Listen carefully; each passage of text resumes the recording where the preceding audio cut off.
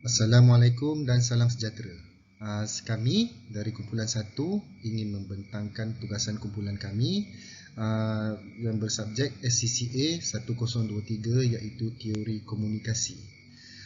Sebelum saya membuat pembentangan ini, adalah saya hendak memaklumkan kepada anda semua yang mana dalam pembentangan ini elemen yang ada dalam pembentangan ini adalah ahli kumpulan, komunikasi, komponen dan pemboleh ubah, andaian teori komunikasi serta kritikan teori komunikasi X dan Y.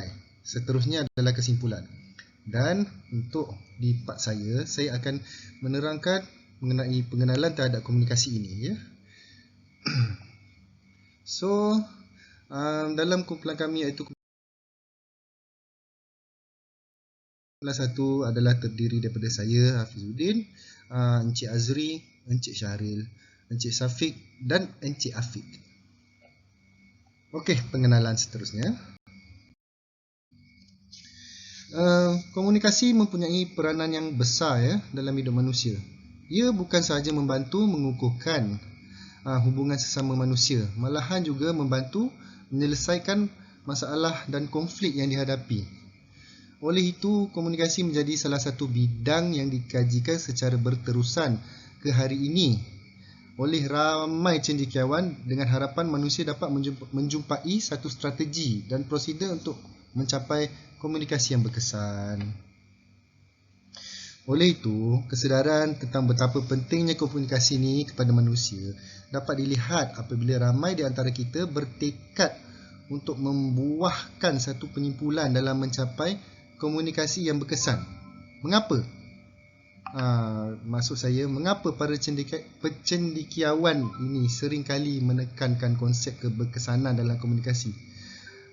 So, ianya adalah keberkesanan ni menjadi satu elemen yang penting dalam menentukan sama ada suatu komunikasi yang dijalankan adalah berjaya ataupun tidak. Dan konsep keberkesanan ini betul-betul dapat menyelamatkan seseorang individu, masyarakat serta organisasi dalam segala permasalahan yang berlaku dan dihadapi. So, kita boleh tengok contoh itu.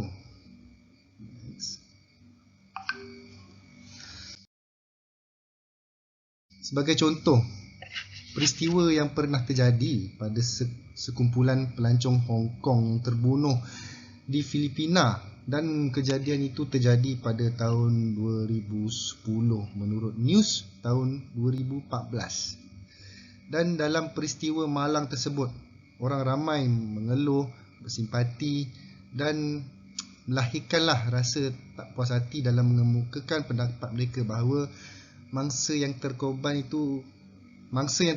di dalam bas tu sebenarnya dapat diselamatkan sekiranya pihak berkuasa, iaitu pihak autoriti ni ketika itu dapat diselamatkanlah jika tidak bersikap sewenang-wenangnya apabila berunding dengan hijacker. Ini maksud dia bersikap yang sambil lewa lah. Kalau dia tak buat macam tu, confirm dia boleh selamatkan. Dan sebagai perunding ni, pihak berkuasa ni mempunyai kuasa sebenarnya untuk menstabilkan keadaan. Sikap sambil lewa yang ditunjukkan oleh kumpulan pihak ini menyebabkan ianya kehilangan nyawa. Kalau nak dijadikan cerita, pihak berkuasa ni banyak kesalahan dalam menyelesaikan isu itu. Sebabnya yang pertama, pihak autoriti sepatutnya menggariskan parameter sebagai langkah pertama supaya tiada sesiapa pun yang boleh mendekati bas yang ditahan oleh hijack tu dengan penuh senjata api. Tapi malangnya mereka tak buat sedemikian. Kedua, pihak berkuasa ni sepatutnya pihak berkuasa yang mana ianya adalah perunding sepatutnya serius dalam berusaha menstabilkan emosi hijacker. Tapi sikap sambil lewa mereka telah menghalang si perunding untuk menjalankan peranannya. Dan seterusnya, yang ketiga, pihak yang berkuasa ni sepatutnya berkomunikasi dengan beberapa tahanan yang dilepaskan oleh hijacker untuk mengetahui keadaan sebenar. dengan apa-apa peralatan komunikasi dari pelancong tersebut, misalnya radio atau televisyen yang ada dipasang. Namun kegagalannya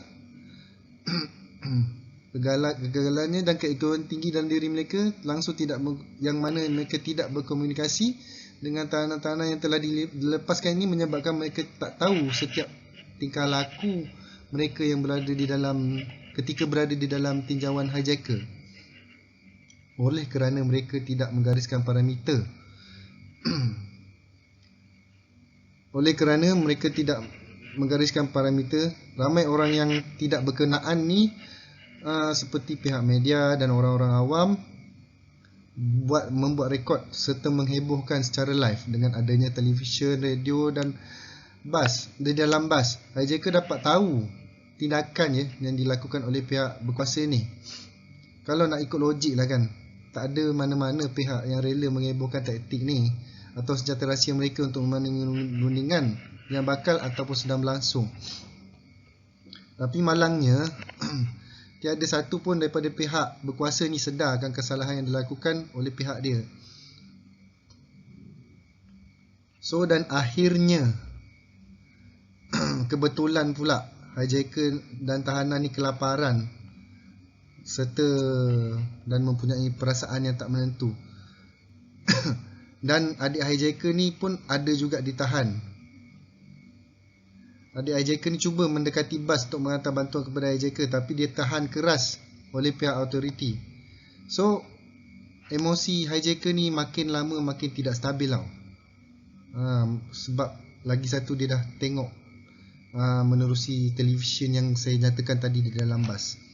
So, dan akhirnya hijacker ni mengambil keputusan yang ekstrim dengan membunuh semua tahanan yang masih ada dalam bas, memandangkan pihak berkuasa tidak menunjukkan kesungguhannya dalam memenuhi kemahuan hijacker tersebut.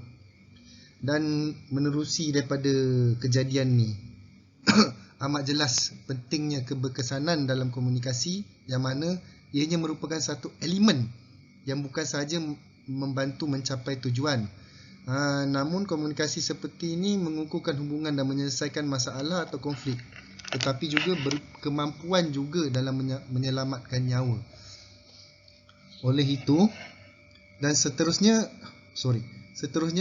untuk pembentangan seterusnya ni saya serahkan kepada ahli kumpulan saya yang lain. Sekian, terima kasih.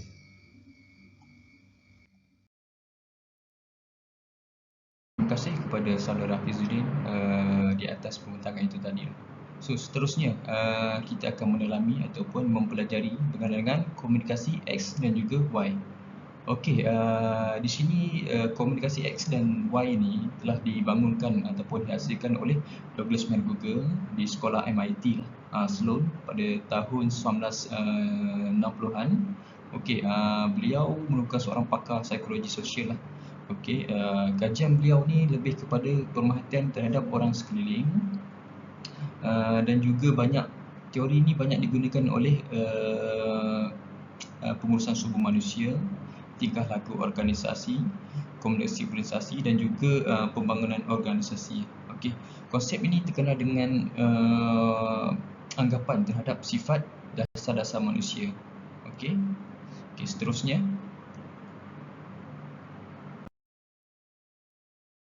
Okey, sifat yang pertama iaitu sifat X. Okey, individu yang bersifat X ni, mereka ni seorang yang penuh dengan negatif. Sebagai contoh, mereka ni malas, tidak amanah dan juga tidak bertanggungjawab dalam melakukan tugas yang telah diarahkan oleh pihak atasan lah. Okey, dan sifat yang kedua, mereka ni seorang pekerja yang perlu dikawal dengan ketat. So, pelbagai perintah tetap ataupun arahan dan juga rangka kerja perlu diadakan bagi mendidik ataupun mengawal mereka-mereka ini. Okey, dan sifat yang ketiga, kadang-kadang mereka ni perlu dipaksa supaya kerja yang dilakukannya sempurna dan juga mengikut spesifikasi yang telah ditetapkan lah. So, individu yang bersifat X ni perlu dipantau, okey, oleh penyelia dan juga pihak atasan supaya mereka-mereka ini dapat bekerja dengan dengan baik dan perlu mengikut peraturan-peraturan yang telah ditetapkan oleh syarikat lah. Okey, walaupun begitu, ada juga organisasi yang beranggapan mereka yang bersifat X ni seorang pekerja yang kreatif kerana mereka ni boleh melakukan tugas dengan penuh mudah dan juga cepat. Walaupun begitu, ada juga yang beranggapan teori berkenaan adalah tidak benar lah. Okey, seterusnya.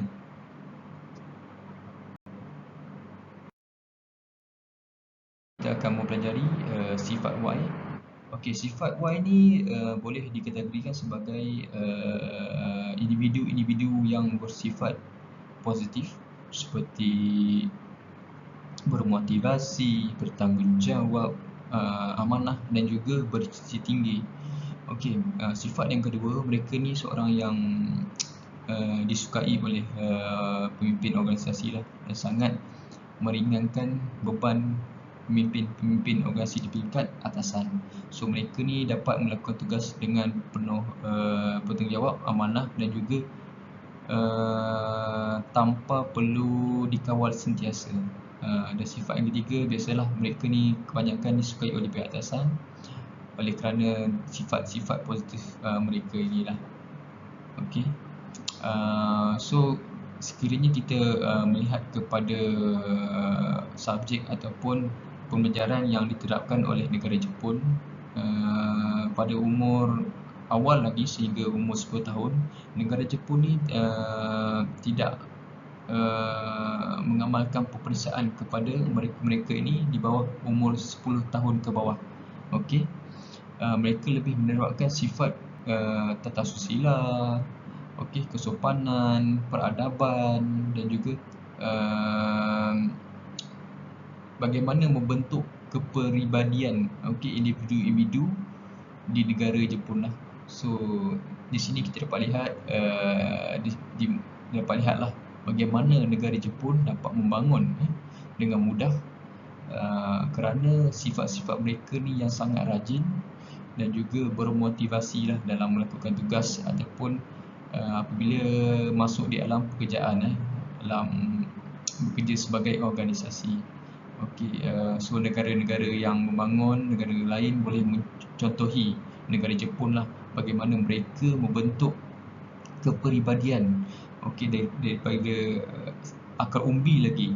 Okey, supaya mereka ini apabila meningkat dewasa, masuk di alam pekerjaan, mereka lebih cenderung untuk meringankan ataupun bersikap positif dalam menjalankan tugas dan juga tanggungjawab mereka. Okey, terima kasih. Assalamualaikum warahmatullahi wabarakatuh. Terima kasih saudara Azri, sahabat saya, di atas penerangan sebentar tadi. So seterusnya, saya Muhammad Syarif bin Wazir, nombor matrik 296621, akan menerangkan tajuk komponen dan pemboleh ubah utama dalam teori X dan Y. So seperti yang kita tahu, terdapat 3 ciri komponen di dalam teori X dan Y, iaitu motivasi, kepimpinan dan pemboleh ubah yang lain. So motivasi dan kepimpinan merupakan 2 komponen yang pasti akan disentuh. Namun begitu, pemboleh ubah lain mempunyai peranan tersendiri di dalam teori X dan Y.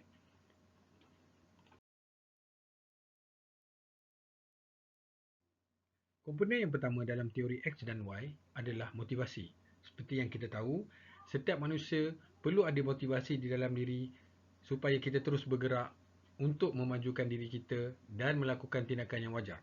Menurut Chandrakan Varma, beliau telah menafsirkan bahawa motivasi ini adalah sebagai satu rangsangan penting bagi mengarahkan tingkah laku manusia. Menurut beliau juga, tiada satu individu yang mempunyai sikap atau tingkah laku yang sama. Oleh yang demikian, setiap organisasi sepatutnya merangka amalan atau budaya yang boleh memuaskan semua pihak, tidak hanya kepada individu-individu tertentu sahaja.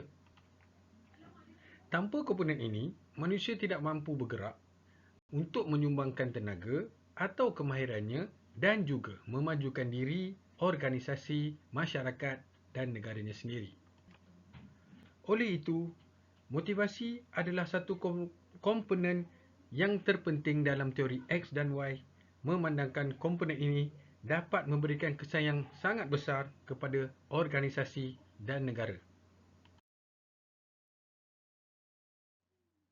Komponen kedua dalam teori X dan Y adalah kepimpinan. Selain daripada motivasi, kepimpinan juga menjadi komponen yang tidak boleh diabaikan dalam teori komunikasi. Kepentingan tersebut dapat dilihat apabila teori X dan Y seringkali melibatkan pihak pengurusan merupakan barisan kepimpinan di dalam organisasi. Banyak cendekiawan turut membincangkan topik kepimpinan dalam teori-teori yang mereka bahaskan. Terdapat pelbagai jenis cara kepimpinan yang ada yang boleh kita bahaskan di sini. Ianya seperti fleksibel, autokratik dan juga birokrasi. Gaya pimpinan yang dilihat lebih berkesan pada masa ini adalah gaya kepimpinan fleksibel. Ianya dilihat sebagai satu kaedah untuk mencapai matlamat organisasi dengan lebih berkesan. Manakala, gaya kepimpinan autokratik mungkin lebih sesuai untuk menghadapi situasi di mana perlu adanya keputusan segera dan juga keputusan yang perlu dilakukan oleh pihak kepimpinan. Manakala birokrasi pula, apabila situasi di mana organisasi memerlukan kestabilan dan prosedur yang sistematik, maka gaya kepimpinan birokrasi amat sesuai digunakan untuk memenuhi keperluan organisasi ketika ini. Namun begitu, tiada satu gaya kepimpinan pun yang 100% sempurna untuk dipraktikkan.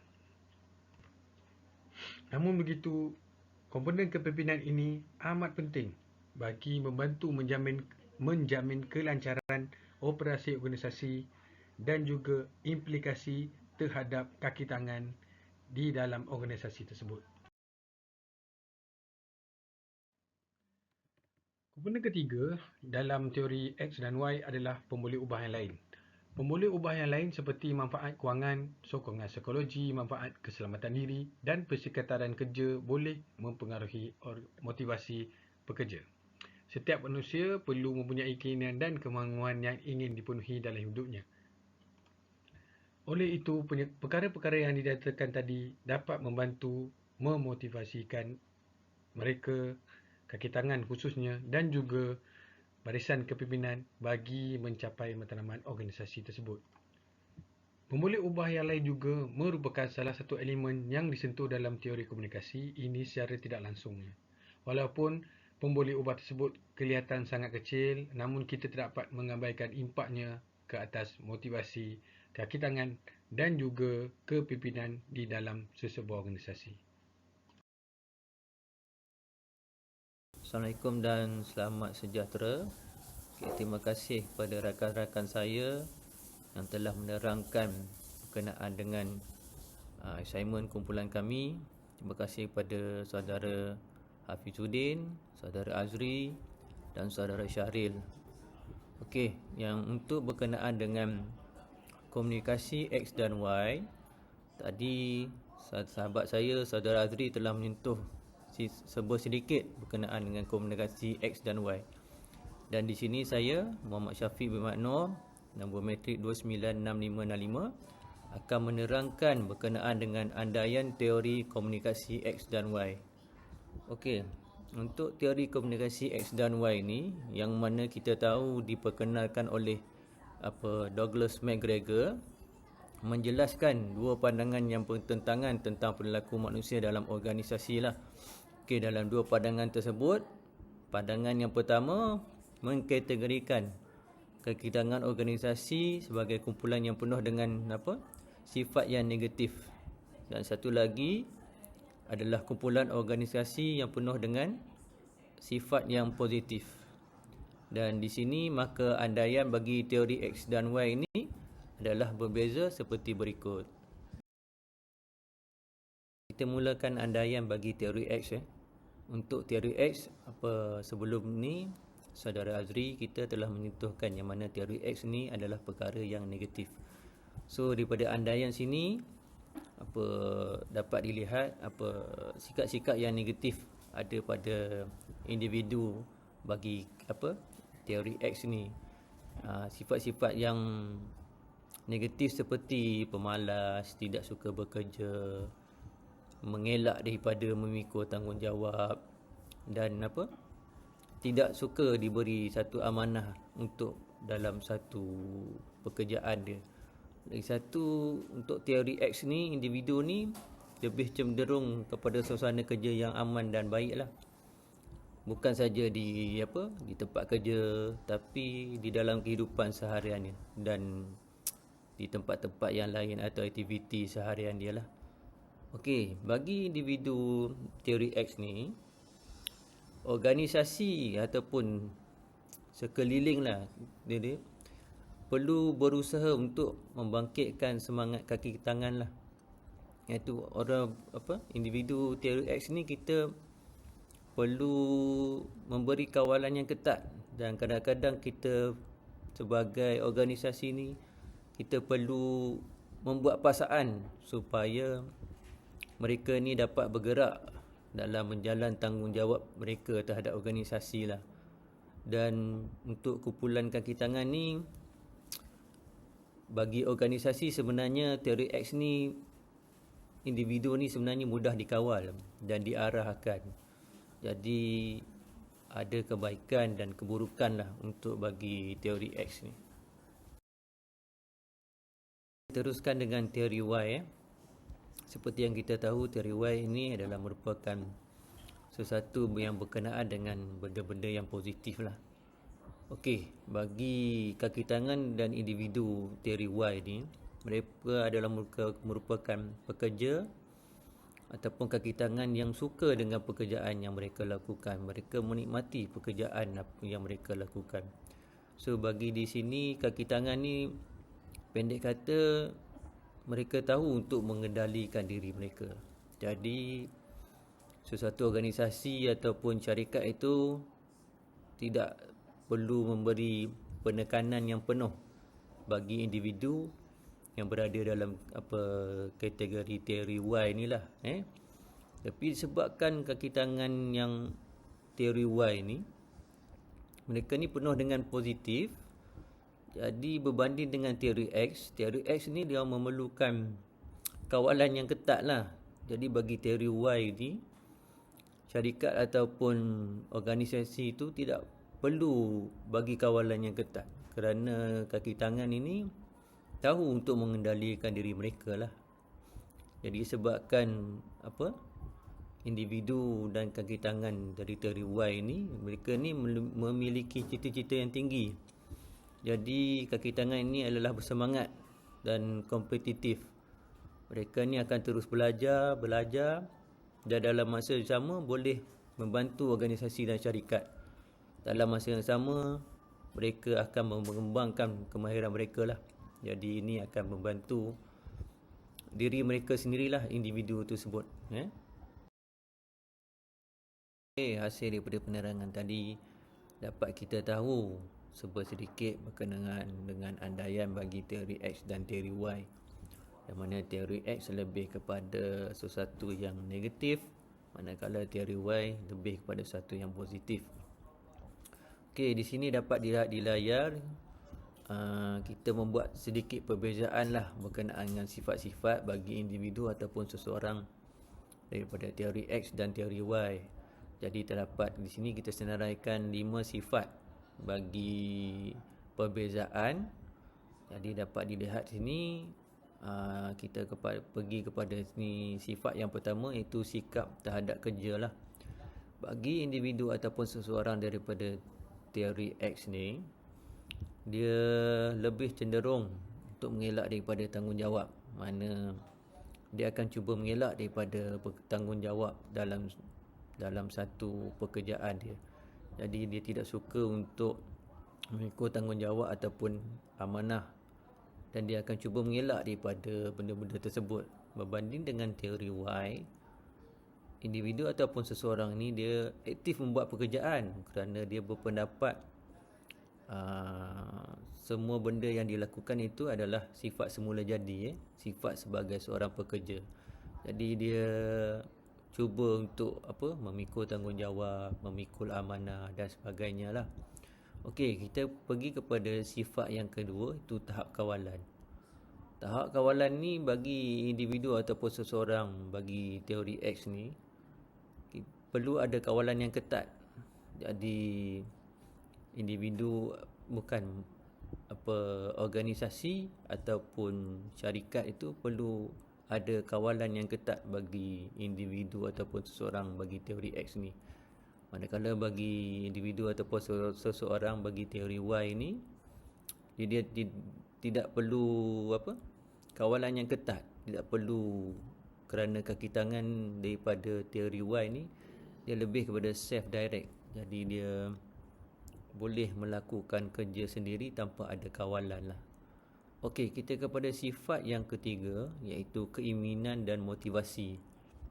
Bagi individu ataupun seseorang daripada teori X ni, dia tidak bermotivasi.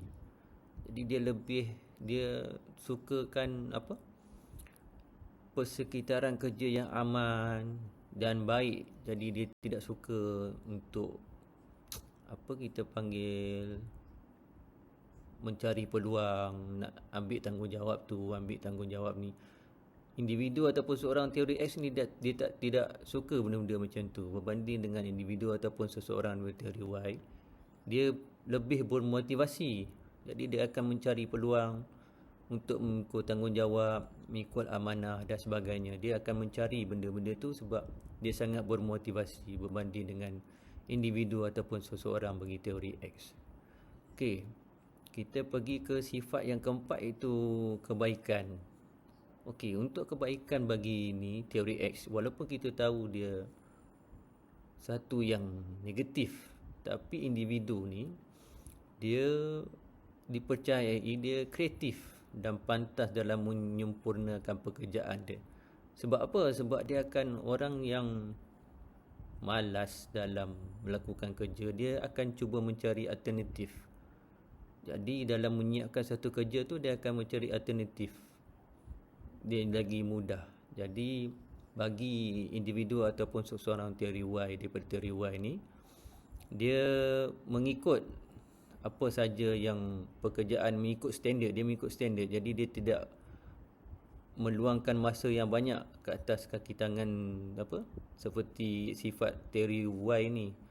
Jadi mereka ni cukup berdikari dan aktif dalam memperbaiki diri sehinggalah mereka mencapai pencapaian yang cemerlang. Jadi individu daripada teori Y ni, mereka akan membuat satu benda sampai mereka akan merasa puas lah. Okey, kita ke sifat yang terakhir, itu keburukan lah. Daripada teori X ni, individu ataupun seseorang itu, syarikat dan organisasi perlu meluangkan sebahagian tenaga dan masa. Jadi untuk memastikan kaki tangan ni, mereka mengambil tindakan dalam menyempurnakan pekerjaan mereka. Jadi teori X ni, dia syarikat dan organisasi itu perlu memberi perhatian yang penuh sikit lah berbanding dengan teori Y. Teori Y ni kurang kreatif dan tidak begitu fleksibel. Bagi kaki tangan teori Y ni, dia ikut je standard yang ditetapkan oleh organisasi ataupun syarikat. Itu keburukan dia lah. Dia ikut saja. Jadi dia tidak mencari satu kreativiti lah macam yang teori X ni. Dia walaupun dia malas, dia cuba mencari alternatif yang mudah. Tapi bagi teori Y ni, dia mengikut lah. Dia ikut standard apa yang ada dalam buku. Jadi dia follow je apa yang ada dalam tu lah. Itu mengikut standard lah. Bismillahirrahmanirrahim. Assalamualaikum warahmatullahi wabarakatuh. Okey, saya akan sambungkan tajuk tentang kritikan teori dan komunikasi X dan Y. Okey, kedua-dua pandangan X dan Y ini tidak tepat menggambarkan kesemua kaki tangan di sebuah organisasi. Organisasi ni pada zaman ini pula adalah sangat rumit, lebih-lebih kaki tangan yang berasal daripada pelbagai latar belakang. Douglas memberikan penekanan terhadap motivasi dan kepimpinan namun mengabaikan kesejahteraan kaki tangan. Teori X pula dia diulaskan dengan juga menerima kritikan yang teruk kerana andaian teori X agaklah ganas. Teori ini menjadikan proses pencarian kerja yang lebih sukar untuk bagi kritikan teori komunikasi X dan Y.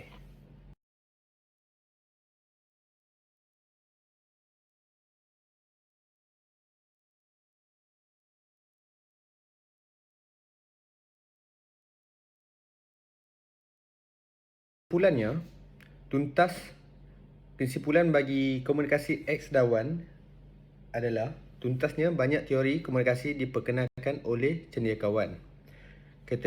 Kategori S dilihat sebagai makhluk yang malas, tidak suka memikul tanggungjawab dan tidak bercita-cita tinggi, disesuaikan dengan kepimpinan autokritik. Kategori Y pula dilihat sebagai makhluk yang rajin, berdikari dan bercita-cita tinggi, dan mereka juga disukai oleh pihak atasan. Okey, terima kasih. Sampai situlah kami perbincangan bagi slide SCCA pada SEM ini. Terima kasih.